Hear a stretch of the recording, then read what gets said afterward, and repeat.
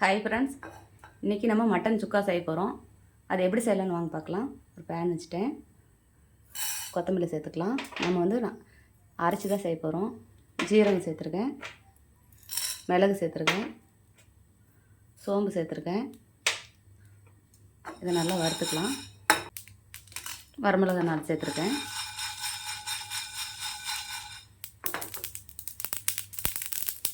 பட்டை கிராம்பு சேர்த்துக்கலாம். பாருங்கள், இந்த மாதிரி எல்லாம் சோப்பாக வறுத்தாச்சு. இதை நம்ம கொட்டி ஆற வச்சுக்கலாம். குக்கர் வச்சுருக்கேன், எண்ணெய் சேர்த்துக்கலாம். இஞ்சி பூண்டு பேஸ்ட்டு சேர்த்துக்கலாம். இது கூடவே கொஞ்சமாக மஞ்சள் சேர்த்துக்கலாம்.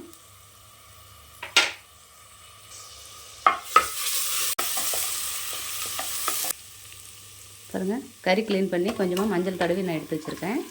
அதே இதில் சேர்த்துக்கலாம். உப்பு எடுத்துக்கோங்க. நான் வரமிளகாத்தூள் சேர்த்துருக்கேன். நான் வீட்டில் அரிசி மிளகாத்தூள் மட்டும்தான். அது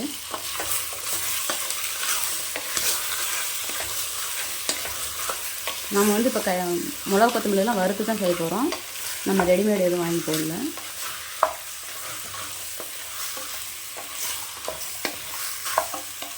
தண்ணி நம்ம கம்மியாக சேர்த்துக்கலாம். தண்ணி சேர்க்க வேண்டாம். இப்போ குழம்பு வச்சோம்னா நம்ம தண்ணி சேர்க்கலாம்.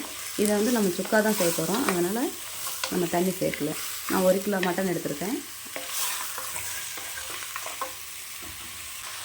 இந்த மிளகா கொத்தமல்லி கூட கொஞ்சமாக கசகசா எடுத்திருக்கேன். இதையும் சேர்த்து இப்போ நம்ம அரைச்சிட்டு வந்துடலாம். தண்ணி சேர்த்துக்கலாம். தண்ணி நம்ம கம்மியாக தான் சேர்க்கணும். போதும்.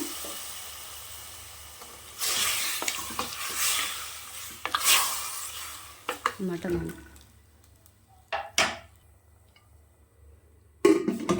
5 விசில் விடலாம். 5 விசில் விட்டால் போதும். 5 விசில் வரட்டும், அதுக்கப்புறம் பார்க்கலாம். விசில் ஓப்பன் பண்ணி பார்க்கலாம்.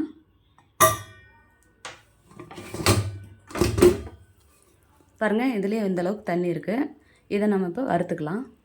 கடாய் வச்சுட்டேன், எண்ணெய் சேர்த்துக்கலாம். கருவேப்பிலை சேர்த்துக்கலாம். கூடவே கொத்தமல்லி இலை சேர்த்துக்கலாம். கூட புதினா சேர்த்துக்கிட்டோம் அப்படின்னா ரொம்ப டேஸ்டியாக இருக்கும். அந்த ஃப்ளேவர் மனமே ரொம்ப நல்லாயிருக்கும். உங்களுக்கு பிடிச்சிது அப்படின்னா புதினா நீங்கள் சேர்த்துக்கோங்க.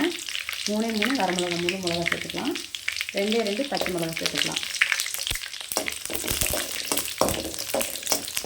சின்ன வெங்காயம் கட் பண்ணி கொடுக்குறேன். சின்ன வெங்காயம் எடுத்துக்கலாம்.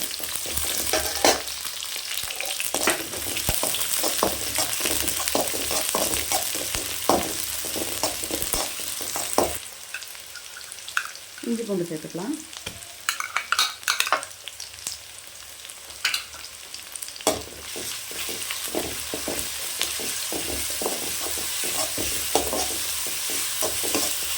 நல்லா இந்த பச்சை ஸ்மெல் போகிற வரைக்கும் நல்லா வதக்கி கொடுங்க.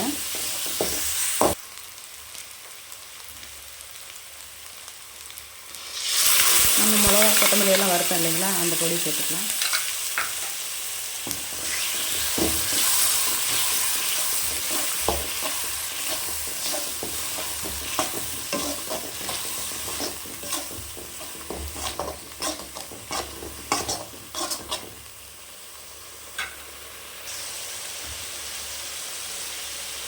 கறி நம்ம தண்ணி வடிக்காமல் நம்ம அப்படியே அந்த மட்டனை சேர்த்துக்கலாம்.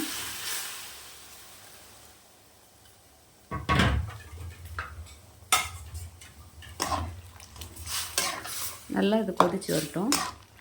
இன்னும் கொஞ்சம் தண்ணி சுண்டணும். இந்த தண்ணியெல்லாம் சுண்டி நல்லா கொதித்து வரட்டும். ஒரு 10 நிமிஷம் அப்படியே கொதிக்கட்டும். கொத்தமல்லி தழை போட்டுக்கலாம். கருவேப்பிலை தழை போட்டுக்கலாம். பாருங்கள், மட்டன் சுக்கா ரெடி ஆகிடுச்சு. இதே மாதிரி நீங்களும் உங்கள் வீட்டில் செஞ்சு பாருங்கள். செஞ்சு பார்த்துட்டு எப்படி இருக்குன்னு எனக்கு கமெண்ட் பண்ணுங்கள், லைக் பண்ணுங்கள், ஷேர் பண்ணுங்கள், ஒரு சப்ஸ்கிரைப் பண்ணிடுங்க.